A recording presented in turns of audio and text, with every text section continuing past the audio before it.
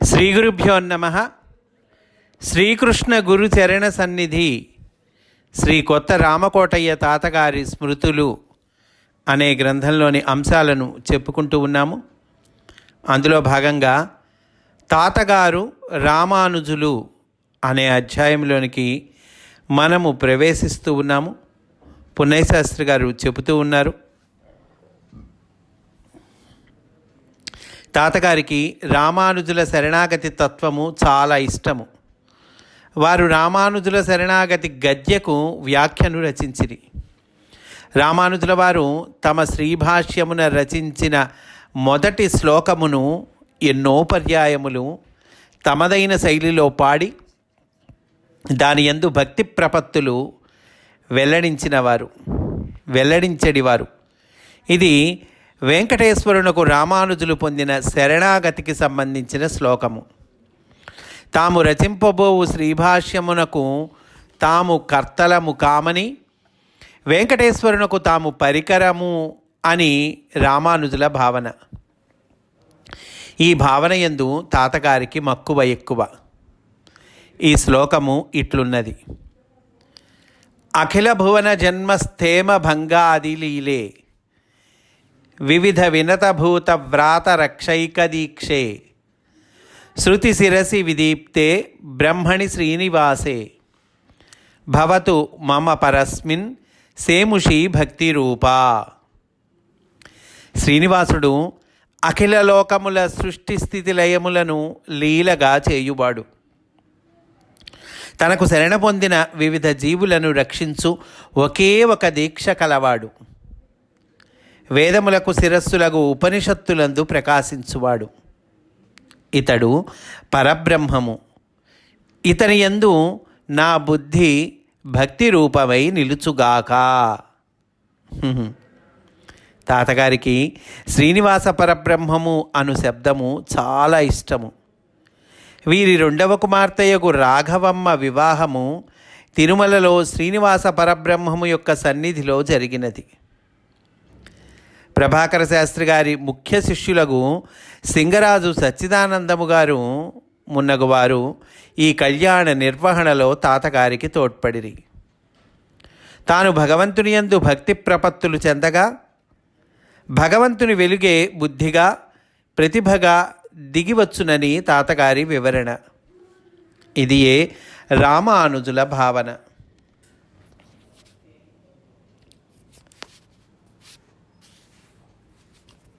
ఇదియే రామానుజుల భావన.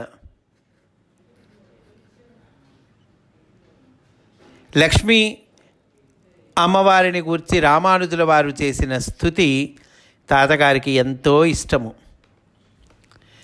భగవానుని అభిమతము, అనురూపము, స్వరూపము, రూపము, వైభవము, ఐశ్వర్యము అన్నీయు లక్ష్మీదేవియే అను రామానుజుల భావనను తాతగారు తన హృదయము నుండి వివరణగా ఆవిష్కరించిరి. ఈ రెండు స్తుతుల వ్యాఖ్య వారి అనుభూతియే గాని తర్కముతో కూడిన భాష్యము కాదు. వారి ముఖతః వీనిని విన్నవారు ధన్యులు. శ్రద్ధగల శ్రోతలకు తాతగారు రామానుజులతో సంధానము కూర్చిరనుట నిస్సందేహము. వారు శ్రోతలకు రామానుజుల సన్నిధిని, ఆయన ఆశీస్సులను అందించిరి. వీనిని అందుకొన్న ధన్యులలో అనంతకృష్ణ గారు, నేను ఉన్నాము. తాతగారితో ప్రభాకర శాస్త్రి గారే, నీవు కొత్త రామకోటయ్య కాదు, పాత రామకోటయ్యవే. మనం ఇరువురము కొన్ని వందల ఏండ్ల నుండి కలిసి పనిచేయుచున్నాము. ఇంకనూ కొన్ని వందల సంవత్సరములు కలిసి పనిచేయుదుము అని నుడివిరి. మరి వీరిరువురు ఎవరో, ఎప్పటివారో ఎవరికెరుక? రామకోటయ్య అను పదమును తలకిందులు చేసి శాస్త్రిగారు కోటరామయ్య అని నవ్వుచు తాతగారికి క్రొత్త నామకరణము చేసిరి. దివి భువికి దిగివచ్చుట, ఆత్మ యొక్క ఏకత్వము ఆధారముగా విశ్వమానవ సోదరత్వము ఏర్పడుట, దేవతలు, ఋషులు, మానవులతో చేతులు కలిపి నడయాడుట, మాస్టర్ సివివి గారి దివ్య ప్రణాళికలో కొన్ని అంశములు చూడండి. మాస్టర్ సివివి గారి దివ్య ప్రణాళికలో కొన్ని అంశాలటండి. ఏంటవి? దేవతలు ఋషులు మానవులతో చేతులు కలిపి నడయాటమటని, దివి భూమికి దిగి రావటంట. ఆత్మ యొక్క ఏకత్వము అంటే అందరికీ ఒకే ఆత్మ ఉన్నది అనేటువంటి భావం ఉందే, ఆత్మ యొక్క ఏకత్వం ఆధారంగా విశ్వమానవ సోదరత్వం ఏర్పడటం, అందరూ సోదరులుగా మెలగటమండి. ఇవి దివ్య ప్రణాళికలోని కొన్ని అంశములుట, సివివి గారి ప్రణాళిక.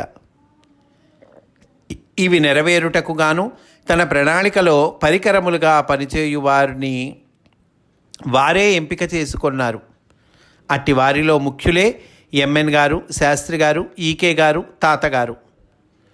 మాస్టర్ గారు దేహమును ధరించక ముందే వారి ప్రణాళిక రూపుదాల్చుట ఆరంభమైనది.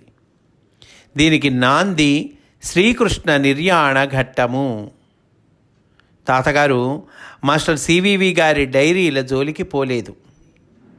యోగ జీవితమునకు, యోగానుష్ఠానమునకు సంబంధించిన మాస్టర్ గారి ఉపదేశమును వారు గ్రహించి జీవించి ఉపదేశించిరి. యోగ సాధనలో నేరుగా ఆచరణమే కానీ కుతూహలమునకు తావు లేదని వారి అభిప్రాయము అని అంటూ ఈ అధ్యాయాన్ని పూర్తి చేశారండి. తర్వాతి అధ్యాయము మాస్టర్ ఈకే జన్మదినోత్సవాలు విశాఖ అనే అధ్యాయంలోనికి మనము ప్రవేశిస్తూ ఉన్నాము. పున్నయ్య గారు చెబుతూ ఉన్నారు, 1990 ఆగస్టు 4వ తేదీన గుంటూరులో మాస్టర్ సివివి గారి జన్మదినోత్సవమును తాతగారు నిర్వహించిరి. తాతగారి చరణ సన్నిధిలో ఉదయం 6 గంటలకు ప్రేయరు తేజోవంతముగా సాగినది.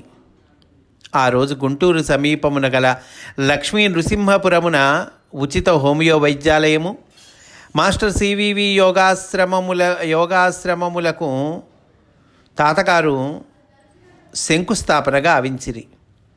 అందు ప్రస్తుతము మేడికొండూరు స్వామివారు వసించుచున్నారు. అంటే పున్నయ్య గారు ఈ పుస్తకము రాసేటప్పటికీ ఆ రచన రోజుల్లో మేడికొండూరు స్వామివారు అక్కడ ఉంటూ ఉన్నారండి. తర్వాత ఆయన కూడా దేహాన్ని వదిలేశారు, మనకు తెలుసు. అయితే పున్నయ్య గారు ఈ రచన జరిగేటప్పటికీ ప్రస్తుతము మేడికొండూరు స్వామివారు వసించుచున్నారు. మాస్టర్ సివివి గారి పాదుకలు అచటకు కొని రాబడినవి. అది ఒక పవిత్ర క్షేత్రమైనది. ఆగస్టు 11వ తేదీ మాస్టర్ ఈకే గారి జన్మదినము. ఆ సందర్భముగా వారి పాద స్పర్శచే పునీతమైన విశాఖపట్టణమున ఆగస్టు 11, 12 తేదీలలో మాస్టర్ సివివి గురుపూజోత్సవములను నిర్వహించి తీరవలెను అని తాతగారు దృఢముగా సంకల్పించిరి. ఈ సంవత్సరముతో వానికి ప్రారంభము తప్పక చేయవలెనని వారు అనంతకృష్ణ గారిని, బుజ్జిగారిని ఆదేశించిరి. తాతగారి సంకల్పమును అమ్మగారు దృఢపరిచిరి.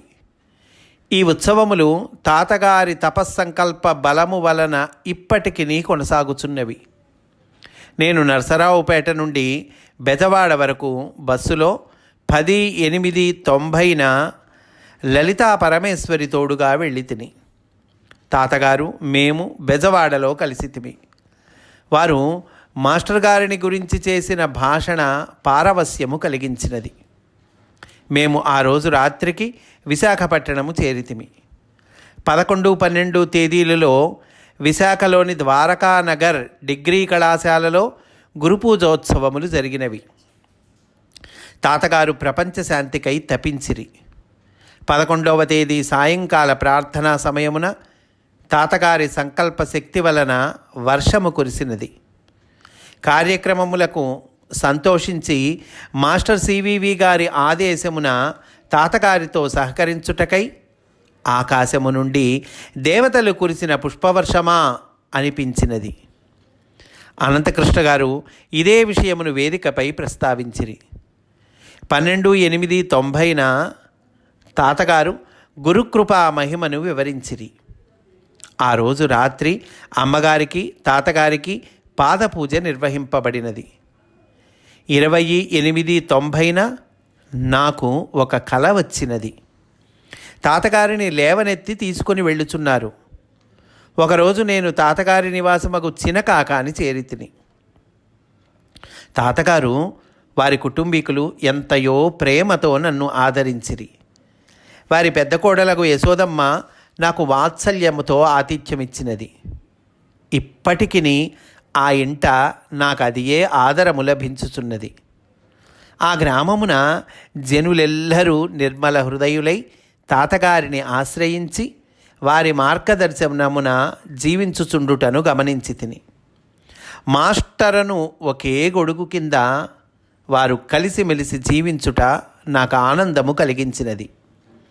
వారికి యోగమనగా ఏమిటో తెలియకపోవచ్చును, కానీ యోగ జీవితమును గడుపుచున్నారు. నాకు చినకాకానిలో బృందావనానుభూతి కలిగినది.